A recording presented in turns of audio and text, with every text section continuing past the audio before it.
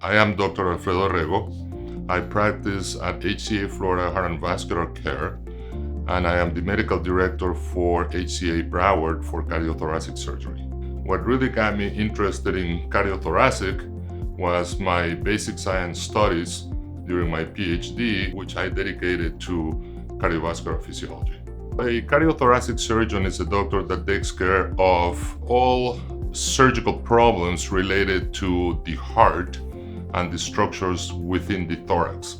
That includes the lungs, the mediastinum, the esophagus, and everything related to the great vessels and the heart. Our practice is very comprehensive.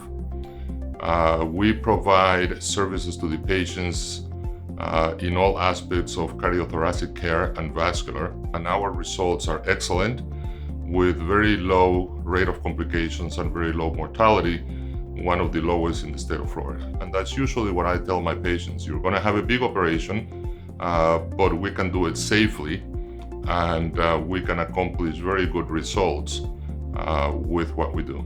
I get great satisfaction when I see my patients going back to have their post-operative checkup. To have seen them in the hospital very ill, sometimes very critical, having performed a big operation that restores them back to normal life is a great satisfaction.